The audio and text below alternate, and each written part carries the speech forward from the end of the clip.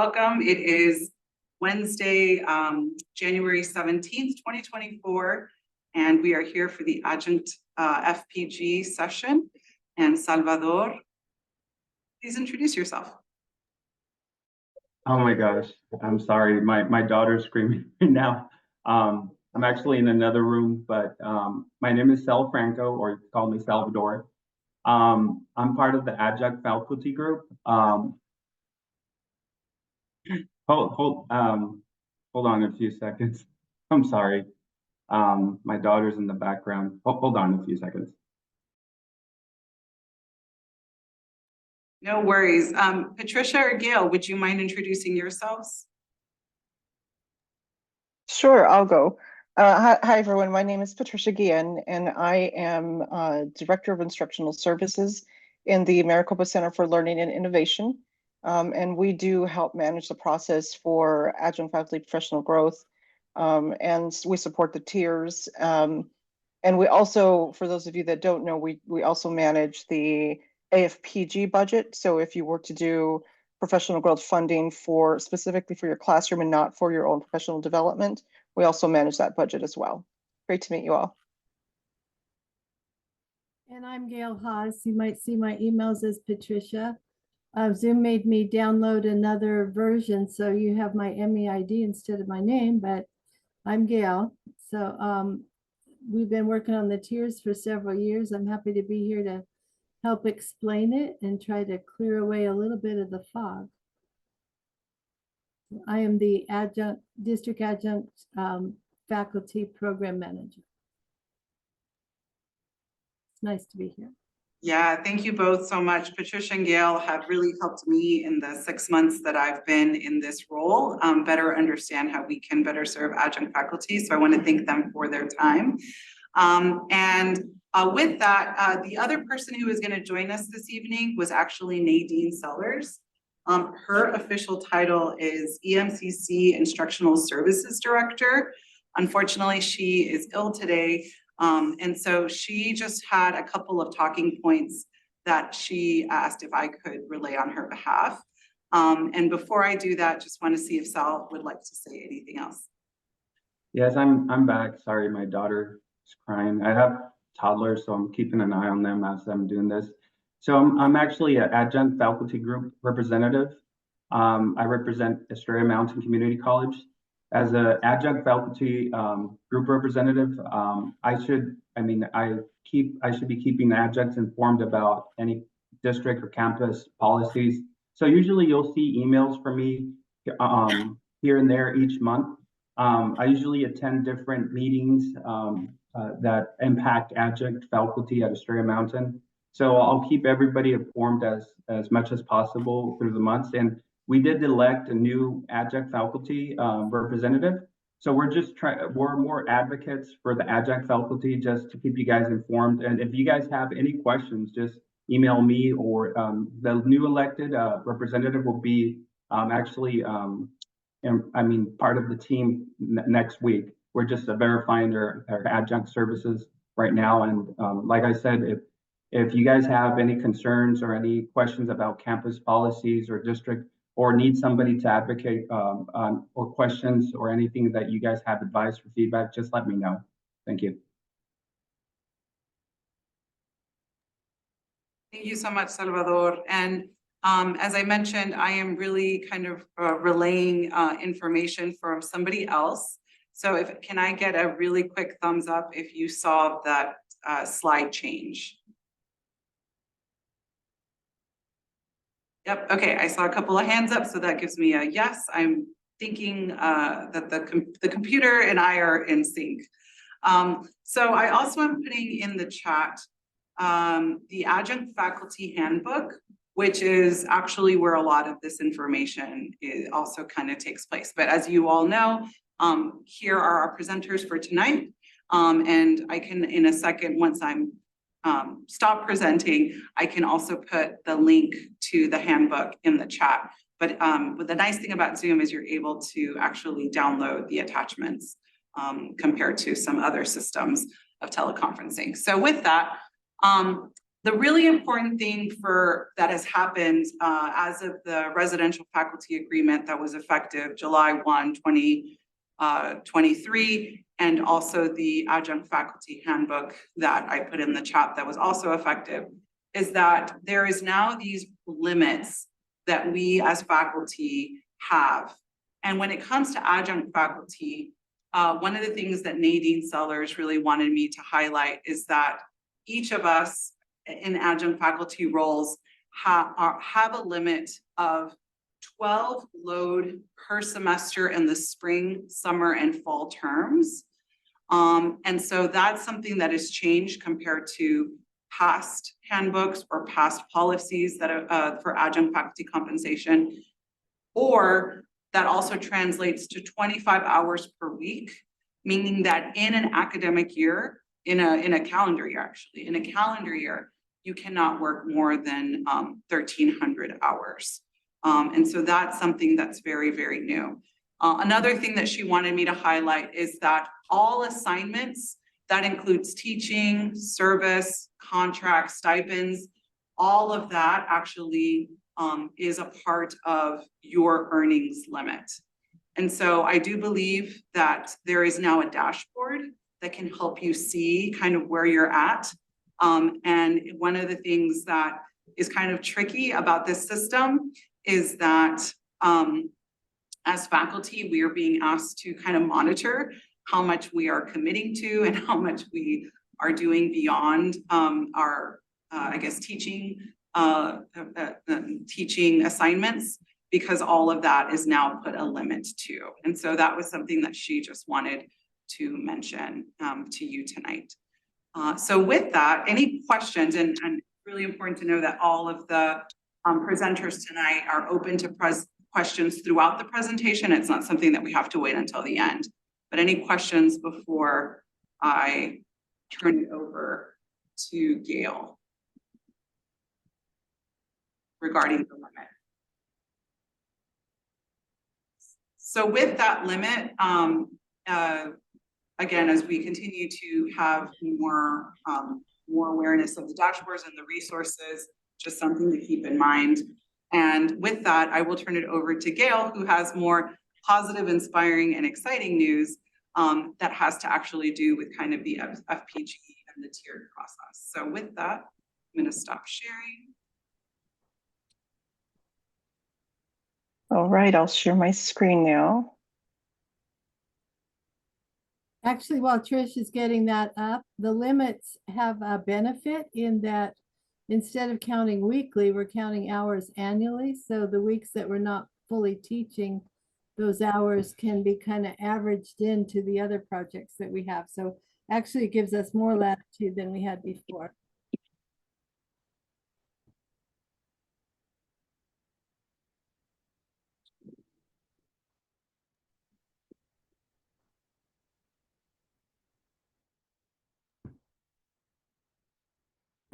Trish, do you need me to share mine?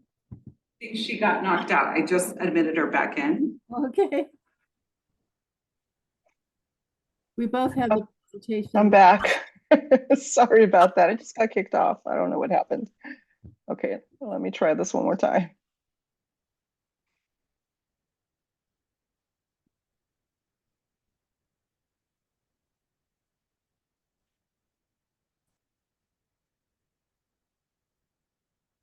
Want me to load mine? No, I got it. I'm so sorry. There we go. Okay. Tricia and I work together out of MCLI on these programs, so she knows it really well.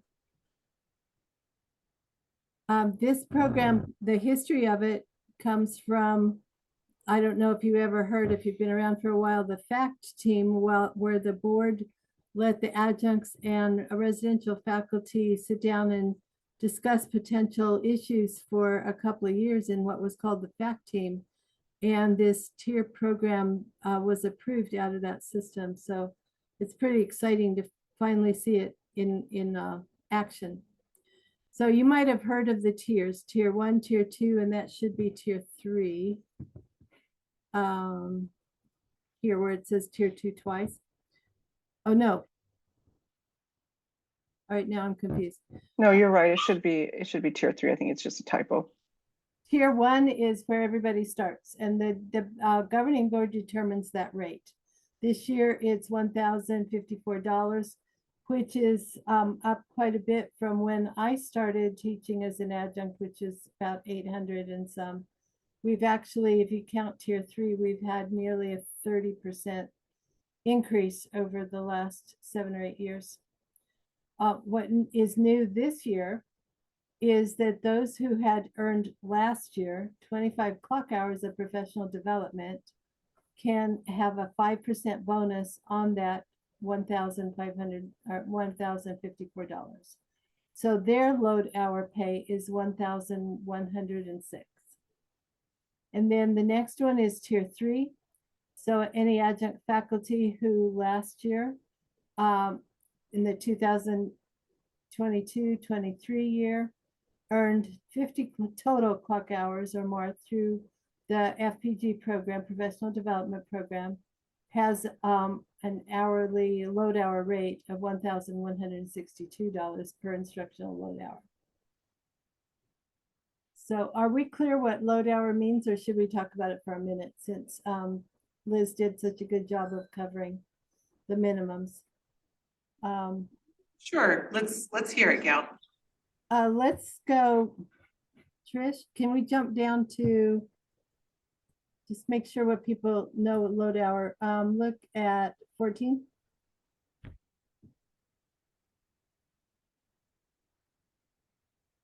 Sorry to do that to her.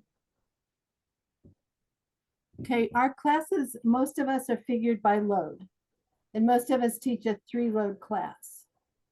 And some teach 4. It's all over the place. But if you're teaching a 1-load class, then you get that $1,054, which is the pay for that 2 hours a week that you're working, and usually over 16 weeks. So if you have a 3-load class, you would be paid for 6 hours. We'll come back to this slide after a minute, but that's what the load is. It sort of compares to the credit, but for us, it's load. For our students, as far as what they're earning on their transcript, it's called credit. Usually those are the same numbers, but not always. So that's one more thing to stay confused about. Okay, thanks, Trish. So last year was the year that adjuncts could start earning it's called FPG credits, but we'll talk about that. Then it kicked in. Those that earned credits last year got kicked in, and we have now this year some level 2 and some level 3 adjuncts. Those that are earning FPG hours this year, the 23-24 school year, up until June 30th, will be level 2 or level 3 if they meet those minimum requirements for next year in their pay. Okay. This is the system, and each step is very important. What the FPG hours are, or what the FPG events are, and Liz referred a little bit to ending the CAFE credits because more people are taking FPG courses. FPG is faculty professional growth. It's been around for a long time, and up until last year was only appropriate for residential faculty. They were the only ones that could earn this kind of credit. But they just turned it over to the adjuncts, and now adjuncts can participate in the program. Even though their FPG program is much bigger than ours, FPG for us refers to the pre-approved events that we can use, attend, participate in to earn credits toward this salary bonus. Now, some of the requirements on the FPG credits are that it's available to anybody in Maricopa, and that it's Maricopa sponsored.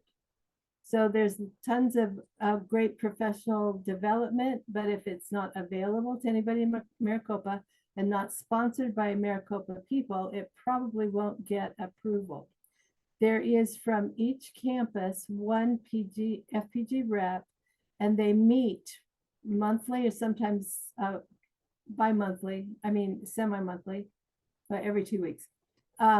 And they sit down and go through all kinds of applications. Anybody can present an FPG event, but it has to go to this committee, be approved, and the committee says, yes, this gets FPG credit, or no, sends it back, work on this some more, and we'll consider it again next month.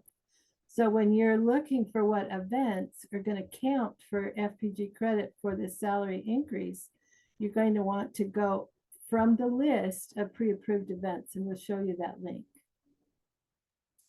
And I want to add that that's the difference between the FPG that applies towards your tiers and the AFPG program is that the events that you participate in, or the activities you participate in for FPG to count towards the tiers, have to be externally or internally pre-approved activities. Whereas for your AFPG, which is where you go to workshops, webinars, conferences that will help you benefit your students in the classroom, that those are externally funded. So that's the difference between the two, if that makes sense. Go ahead, Trish. I mean, go ahead and finish that slide. I told her to do that slide and then I went and stepped all over it. I was going to let her, well, that's okay. She forgot. Oh, and I can't go back. Let me go back. Hello, go back, go back.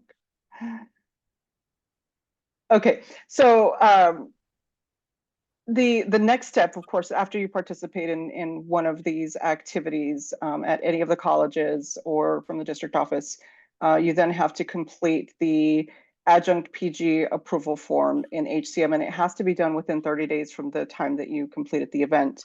And Gail's going to walk you through or go through some screenshots to show you what the tile looks like in HCM and what the application process looks like.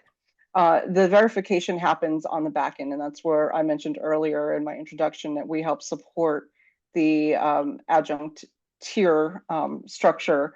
The verification needs to be done. So when you do participate in these events, the owner of the event or the organizer of the event has to keep track of attendance, whatever that looks like, whether it's virtual, in person, or however. They keep track of it, and it goes into, you know, some cloud system in the sky, and then it has to be verified. So as long as you know, you've signed in whatever way you were required to sign in, and it's done in a variety of ways with our hybrid and online opportunities. So however that's done, as long as it's verified, then it goes to the next step, and that's where your compensation is adjusted dependent on whether or not you've completed the 25 hours to take you to that next level. Back to you, Gail. This is kind of, we have a good program overview on the website, but we've updated it. So this is the new one. So we're describing the program overview, which is what Tricia just did on that slide. Then the tier progression, we've talked about that. That's the pay bonus. Now, sometimes there's some questions about the bonus. If I get more than 25 hours over the year, but I don't quite get 50, do those hours go away? No, they do not. They are kept and they're retained. You also don't have to do anything to maintain them. If you're on tier 2, you're on tier 2. If you're on tier 3, you're on tier 3. And you don't have to do anything the following years. Well, I mean, we all need to participate as much as we can in professional development, because I think learning is very important, but you don't have to do anything to maintain those hours. Those belong to you. And even if you do, if you don't have a classmate, you still won't lose those hours. They stay in the system until you formally separate from the system. What was that question? Was there's no time limit to get a tier? That's up to you. There is a time limit for when you have to earn those FPG credits by June 30th for them to count for the next academic year. But there's no, you can stay at tier 1 for the next 50 years if you, I mean, well, maybe 15 years. And we talked a little bit about what the pre-approved events are.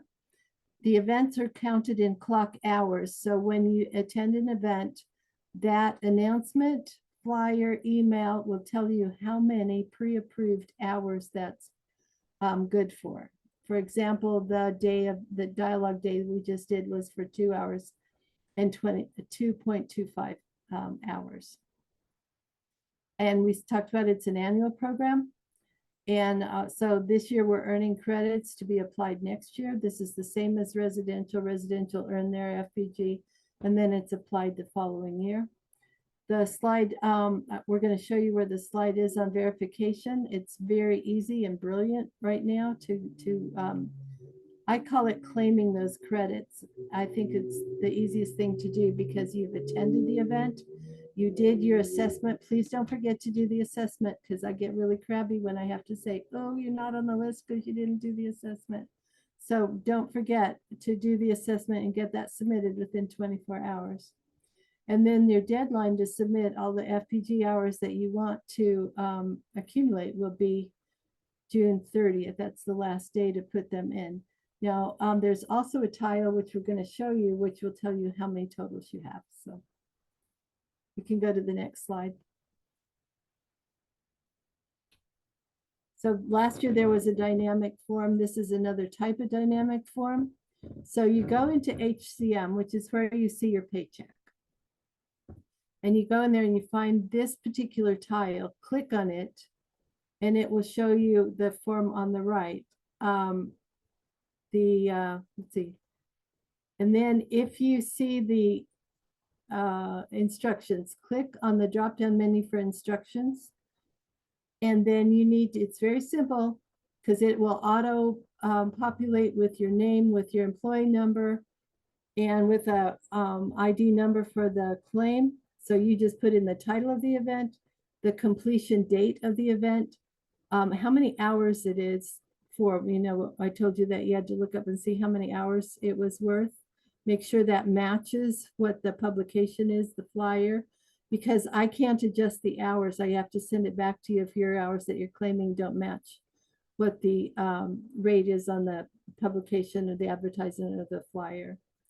And then write a short sentence or two about how this benefited your teaching, how what you learned that's going to help you plan, prepare, teach, and work with your students, whatever that particular professional development, whatever you learned from that, you put in that box, and then you hit submit.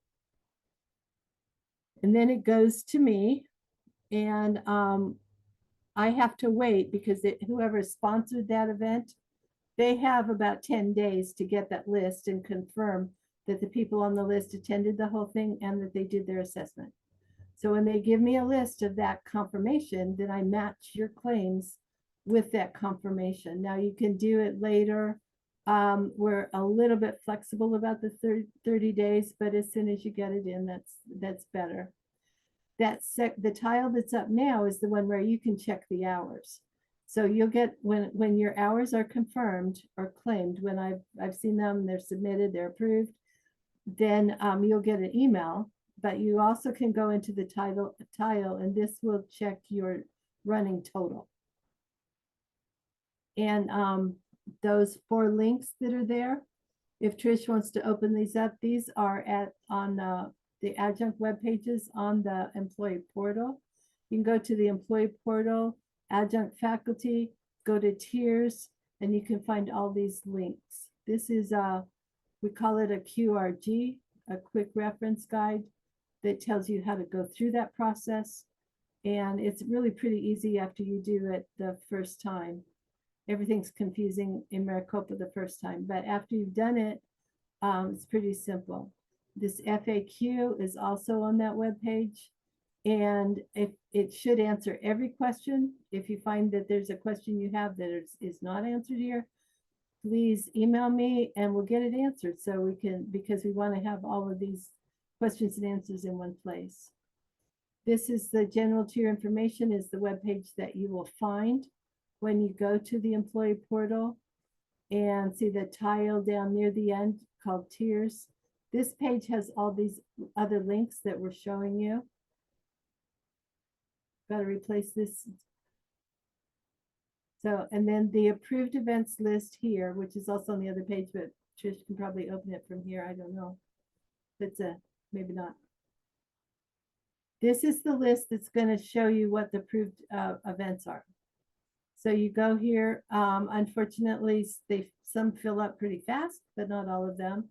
You can go through this list and see what is going to benefit your learning, what's going to benefit your schedule, and what you're interested in taking. And also, this is a very long course because after you've applied, maybe you want to know what the exact name is of what you just attended. These remain on this webpage for several months after the event. So down at the bottom are the ones that have been completed, and they're in gray. So if you need to reference back, find out the name of something that you already took, those are in gray, and that's real helpful. That's where I look if I'm trying to figure out what was attended and I don't have the name exact. And it's a good place for reference. So literally everything that counts for FPG is on that page, whether it's past or future. Okay. Trish, you were going to do this one? Yes. So as I mentioned earlier, and I don't think I can say this enough because it is very confusing to all of our adjuncts, or most of our adjuncts. So the difference between the two programs, AFPG versus FPG. AFPG is a program that will fund external events for you to learn that will benefit your students in the classroom. You are eligible to receive up to $750 a year, and that is dependent on how many credits you teach a year. So if you only teach 1 credit a year, the maximum that you can get is it 250, Gail? Is that right? One credit is 250. One credit is 250. Yeah. So if you're teaching 3 credits, 750 is the maximum amount, and that is listed on the AFPG website. It breaks it down for you. And it does cover travel, registration, and anything that really goes along with that. So food, per diem is what we call it. But it is up to $750, and it is a reimbursement program. So once you are approved all the way through the system, after the event, no more than 30 days after the event, you do need to submit an expense report so you can get your money back. So just know that's unique to external events. And then what we're talking about now are the internal events for faculty learning and growth that count towards the FPG pre-approved hours that then count towards your tier progression. And as Gail mentioned, you don't have to do, this is not required. This is a benefit for all adjunct faculty to learn and grow. Our students change, and Gail says this all the time, our students change and faculty have to change with them. And so these are opportunities for you to, tweak, learn, there's always nuances that change over the years. And so it is an opportunity for you to learn and help your students in their student success as best as you can. But it is not required. So you just know that. And as Gail also mentioned, you don't have to complete the 25 hours in 1 year. If you complete them over 2 years, you can then apply for the tier progression after the 2 years, because let's say you were only able to do 20 hours this year, but next year you're going to do another 5 or 15, so it does carry over, but you do have to complete the 25 hours in order for you to move up the tier progression. Thanks, Trish. There's a couple of questions that Liz mentioned. The handbook, the adjunct handbook, it's being revised, and it might be modified and revised from now on. The district has called a committee, the Adjunct Faculty Handbook Collaboration Team, and there's 4 or 5 administrators and 4 or 5 adjunct representatives. Sit down, go over, clarify the policy. The AFG is brand new, actually. We've been the AFA for more than 30 years. Last July, it changed to an employee group rather than a nonprofit organization. So there are a lot of things to consider. That's why you're getting the surveys, you're hearing about the town halls, because they want to regard and consider the adjustments, modifications, the changes that could be built into the handbook and get things as good as they get to be. And then the big question, we've had a lot of questions. There's always a delta with every program that you roll out. And the big delta is that this tier program is not retroactive. And this has been disappointing, of course, for a lot of people. But one reason is it was the condition of going forward. The district couldn't feel like they could consider a retroactive program. I am used to teaching. We added up my hours, my years, and found out I'm actually in the 50th year of teaching, which is crazy. But if you're in education, you're used to kind of a salary scale and being placed on a salary scale. This tier program is not like that, although tier programs across the country may be. But for us, it's not like that. We teach so many different things with so many different levels of experience, so many big questions. Suppose if we had an adjunct that had 25 semesters of teaching, would that be the same as somebody that was a residential faculty and had taught for 20 years and then 5 years as adjunct? You know, would those be equitable? There's a lot of questions, and if we tried to figure it out, we really couldn't figure out how we could make it fair. So the condition of even going forward is that it's a growth program, and we are looking for ways of recognizing the seniority we have and the longevity. We have very, very dedicated adjuncts in Maricopa. Phoenix College went back a few years ago and looked all the way through their paper records, found an adjunct that had been teaching for 98 semesters.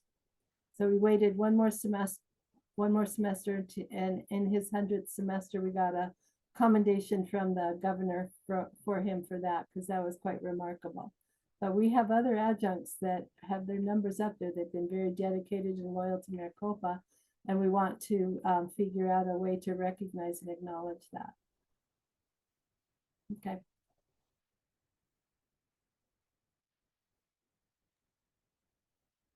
So some other questions. Oh, I've got some feedback. I hope you guys can hear that.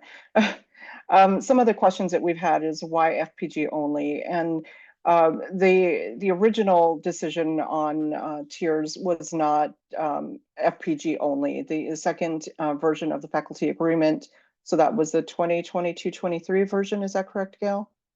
I believe, yeah, that version, after there were some changes made to the faculty agreement, that fact committee, or the second version of the fact committee, made that change and decided that it would only be for pre-approved FPG internal events that would provide value to the classroom. So that's another question that we get. What is the FPG process? We went through that for you already, but certainly if there are any other questions to that, we're happy to answer them. But basically, as we shared with you, there's the application process that is through HCM now. It does make it nice and smooth, and it keeps everything in there for you to refer back to. That's the really nice thing. I think I can go in there and see, you know, what level I'm at, and you know, how many hours I have, and so forth. So please, if you haven't taken a look at that tile, I recommend you do that. Just become familiar with it if you are going to do some professional development to go towards the tier. And then who can do an FPG program? And it really is anyone can apply to offer a workshop or seminar. It's not just faculty, or it's not just the CTLs that sponsor them, or not just MCLI. There are, you know, faculty across the district and different leaders across the district that will offer an opportunity for whatever it is. I mean, there's so many. When you look at that website and you scroll down through that list, there's so many different topics, and I anticipate, along with, I'm sure Liz is feeling some heat too, but they're asking us to provide more because we have a lot of adjuncts, and we don't have as many opportunities as I think that we need for them. So we are working hard at the district office and in MCLI to help support or help provide more opportunities, so we can help, you know, the colleges, because CTLs are only, you know, manned with a small group of people, as our team is too. But the more we can help and support, we're going to do that in the district office as well. And then the last question on here is, can a person repeat something they already took before the program started? And they can repeat it as long as you didn't receive a stipend, or if you did receive. Actually, Gail, I'm going to let you explain this one. I think it would be best if you explained this one. You're on mute. Trish doesn't have her sign. She has a sign for me. Gail, you're on mute. If you took something in the past, say Mosaic, or something like that, you are allowed to repeat it as long as you didn't get a stipend for it before. So you can't get a stipend for something, take the same thing again and get paid for it. But if you took it for the joy of learning and didn't get paid for it, then you could repeat it and have it apply for tiers.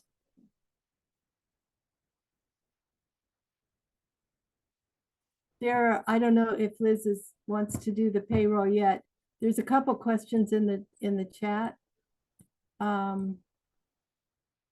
I would say let's go ahead and address. I think Patricia and you have kind of addressed most of them. But maybe just to clarify, once FPG events are approved in our HCM system, does Maricopa automatically see that we have achieved 25 or 50 FPG credits? And does that automatically translate in the new pay rate? Or do we need to apply submit documentation once the total credits has been accrued before your pay rate increases next fall? It's mostly automatic. That's one of the brilliant things that are said in the system, that you can use that second tile to see what your running total is, but that's not going to translate into a pay increase until the fall of 2024. And you will get a notice from HR whether you're on tier 1, tier 2, or tier 3. Does that answer the question? You won't have to do, after you've submitted and you got the verification email and your totals agree with what you see in the title, you don't have to do anything more.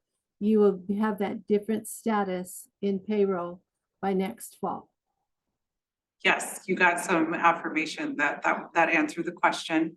The other was, is there a time limit to reach a tier? And I think Patricia mentioned that there isn't, or maybe you, Gail. But just to clarify that I'm understanding as well. That's true. There's, they don't want any pressure. This is just an opportunity. So it's up to you. We have a good half of our adjuncts have a full-time job, another career. They're not participating. So it's totally your choice. Then there was a question about the tile. Basically, how long does it take for items to be on the dashboard? They were looking, I guess, at the tile that they have no hours listed, but they know that they took a couple of FPG classes and did the assessment. Did you? There are some that are pending over the Christmas break. Not everybody, we didn't get all the totals, so I have about 100 sitting in my queue waiting for approval, and I've been waiting until yesterday to get the list. So those should come through pretty quickly.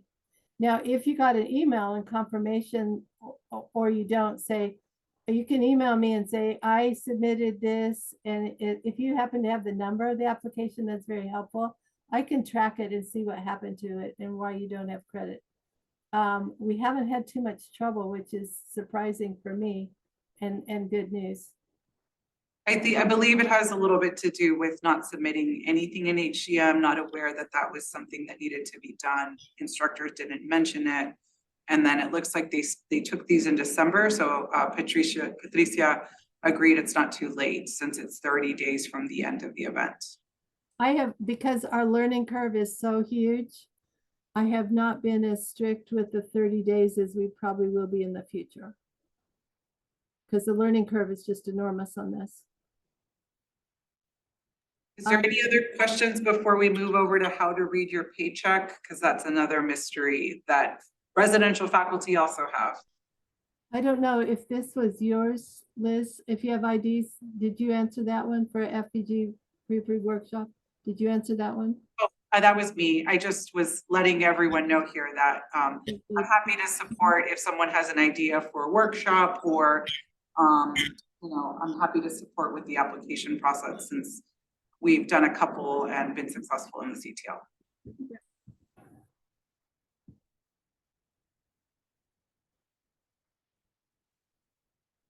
I have to kind of apologize. I am not well prepared. I don't know if I'm answering the questions that you want to answer. Your whoever did the infographic on payroll was very thorough and it's brilliant. It covers everything. So I'm just going to sort of refer to that. This is a very old pay stub. and just pointing out where the hours are on that. But the hours that are listed are going to be for 2 weeks because our checks are every other week. And then the earnings are going to be this hour times the clock hour rate, which we'll talk about on the next slide. But that pay is for 2 weeks for Maricopa. A change in this will be that you will accrue sick time. It's new, in the last 3 or 4 years where adjuncts can earn sick time. Okay, so adjuncts are paid by load hour. We mentioned that earlier. It's currently $1,054 in tier 1. So if you're teaching a 1-hour class for a semester, yoga, a lab, something like that, that would be the pay. And then it would be divided up by 16 weeks. Most of our courses go over 16 weeks. If you're teaching a class that's a late start, it would be divided by 15 weeks or 14 weeks. If you're doing a 5 or an 8 week class, it would be divided by that number of weeks. So somebody that's teaching an 8-week class will be earning twice as much in their pay period as somebody that's teaching it over 16 weeks. So a 3-load class is worth 3 times 1,054. So I just did that math as a suggestion or just to give you an idea. Generally, a lot of our classes are by 3 hours, but we have a lot of variables too, especially in nursing and sciences, the labs, music, tutoring, there's a lot of variables in the pay. The pay is biweekly. Paychecks are every other Friday where there's a pay period, and then the check for that pay period comes out the following Friday. So there's a week of lag, and that's the reason that it seems like it takes so long to get some pay when you very first start, but then you'll also get a small paycheck long after the classes are over. If you teach, depending on where you start, especially a late start, the first and last check will be different than the checks that are in the middle of the teaching semester. And we already looked at this check on this pay. I want to explain. We use what's called Carnegie units. The next slide, Trish. Thank you. Carnegie units are kind of the whole country uses them in some version or another. Ours is slightly modified. But a teacher teaching regular classroom or online, for every load hour, a load hour or credit is started out being the time that you're spending with the students. So it used to be when we started teaching, a 3-credit class met 3 times a week for an hour. And that's how the whole thing kind of started. Now we do more likely to do a 3-load or 3-credit class in 2 hour-and-a-half classes or 1 hour 15 classes. But instructional faculty are also paid for the prep. So for every hour that you're in the classroom, you're also getting an hour of pay for prep. So if you have a 3-load or 3-credit class, you're going to be paid for 6 hours. So that pay is figured by clock hours. Now, I didn't make a slide for it, but clock hours, we take that $1,054, and that was for, remember we said it was for 1 hour a week. We divide that by 32. And that gives us our clock hour rate, which is about $32 and change. So your paycheck is figured that way. If you teach a 2-credit class, you're going to divide that by 72. You teach a 3-credit class, 3-load class, your total pay would be divided up by 96, because that's the number of hours that you're being paid to teach that class. Half of that's instruction, half of that is prep. Now there's some variables there, studio, art classes, things like that, where it's figured differently, but this is the general idea. Any questions on that? Don't see any in the chat. I did put the infographic that Gail was referring to, so that if you would like to easy download, Salvador will also send some of this out to our adjunct faculty at Estrella as a follow-up. Yeah, that was excellent. And I think it would be valuable to take that infographic, look right at your paycheck and compare so that you know what all of those crazy terms mean. You know where to find your paycheck. It's in HCM, and that's the payroll. The same place that you're going to claim hours is HCM. It's Human Capital Management. And you probably have a link through the Australia website to find the HCM. So we have the limits that Liz mentioned. You can only carry 9 load hours a week. You can have 12 with an override. The maximum time is 25 clock hours a week. And that one, there's no variable on it. There's overrides on the load hour per week, but not on the 25 hours. And that's where she came up with the 1,300 hours, because it's 52 times 25. And that's the total number of hours you can be paid for a year. Now, figuring it this way rather than each week gives us a little bit of margin. When the limits got real strict, you couldn't even substitute, because maybe that's going to throw you into 26 hours and you couldn't sub. Now we're using different strategies to use averages, which makes it more flexible. But the 25 clock hours a week is pretty firm, but it's an average. Okay, Liz, did that answer the questions that you were looking for, or? Yes, thank you.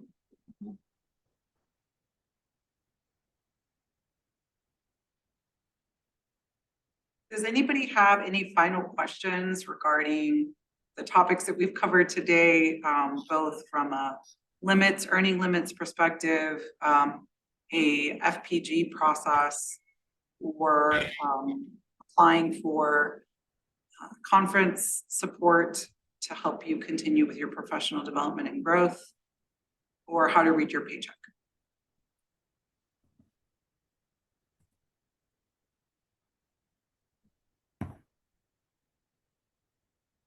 Oh, again, where can they find the list of FPG pre-approved events?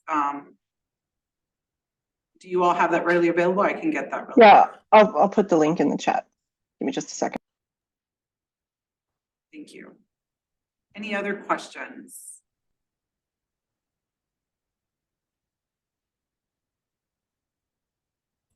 Well, in our final minutes, thank you for that. Patricia has put the link in the chat for where you can find those.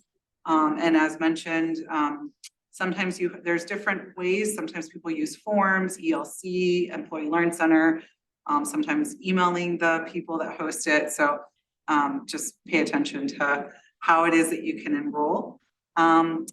All I was going to mention was I just want to thank again Gail and Patricia for sharing some of their time this evening to help us at Estrella Mountain better support our adjunct faculty.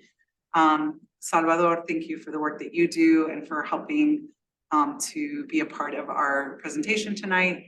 And for all of you adjunct faculty, wishing you a very wonderful, successful spring 2024. Teaching year or semester, I should say, and I guess going through the summer and fall. We really are grateful for all the efforts, contributions, and time that you put to dedicate to our students and their success. So thank you again. And with that, we'll stick around in case anyone has any other questions or final thoughts. I see some thank yous in the chat. Thank you all again for sharing some of your time with us as well.